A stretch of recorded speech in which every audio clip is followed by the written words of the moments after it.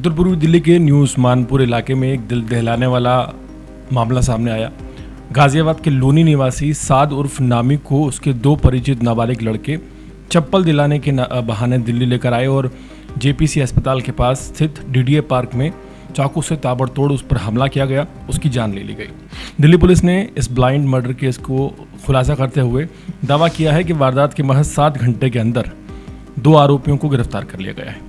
Police के अनुसार 28 जुलाई 2026 के सुबह करीब 11:30 बजे न्यू उस्मानपुर थाने को सूचना मिली कि डीडीए पार्क के अंदर एक गड्ढे में एक युवक का शव मिला है।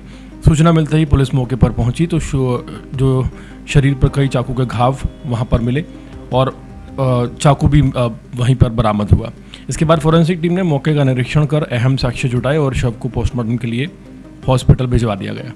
जांच के दौरान पुलिस ने आसपास लगे सीसीटीवी कैमरों की जो फुटेज है उसे खंगाला, टेक्निकल सर्वेलेंस का सहारा लिया और कुछ ही घंटों में मृतक की पहचान साद उर्फ नामी निवासी लोनी गाजियाबाद के रूप में कर ली गई। इसके बाद पुलिस ने 2 कानून से संघर्षित किशोर यानी कि नाबालिगों को हिरासत में लिया।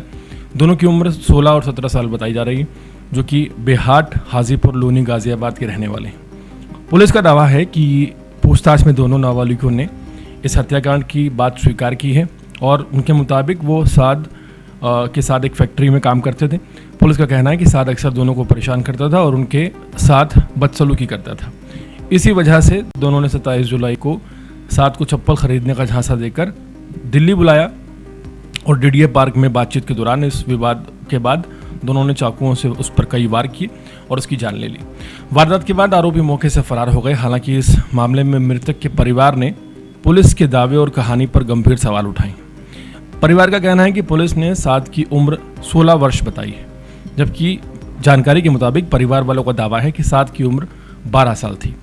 परिजनों का यह भी कहना है कि साद किसी को परेशान करने वाला लड़का नहीं था और उसका किसी से कोई विवाद नहीं था, जैसा पुलिस दावा कर रही है।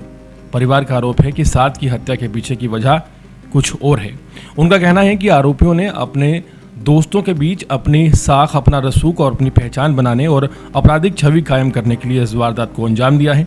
परिजनों का यह भी दावा है कि साद को योजनाबद्ध तरीके से बहलाने से दिल्ली बुलाया गया चप्पल दिलाने के बहाने और उसकी बेरहमी से जान ले ली गई।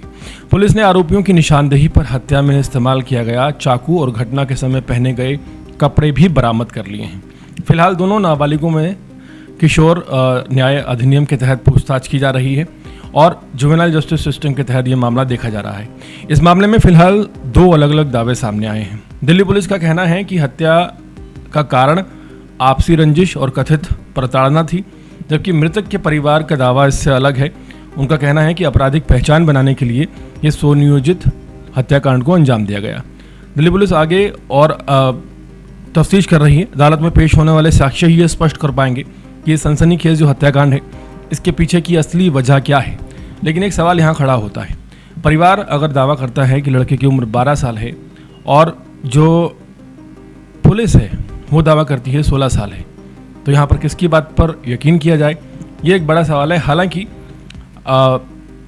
मृतक के अगर बात की जाए तो इस वारदात में मृतक के तौर पर उम्र से फ़र्क नहीं पड़ता अगर 18 साल से कम की होती है, लेकिन अगर कोई चाकू मारने वाला 18 साल से नीचे होता है तो उसके ऊपर जुवेनाइल जस्टिस सिस्टम के हिसाब से केस चलता है। पूरे मामले में सबसे ज़्यादा हैरत की बात यही है कि एक 15-16 साल के लड़के को, जो कि पुलिस बता रही है, गाज़ियाबाद से उस्मानपुर बुलाया जाता है और एक कह सकते हैं कि चप्पल दिलाने के बहाने ले आया जाता है और फिर उसकी चाकुओं से गोदकर जान ले ली जाती है।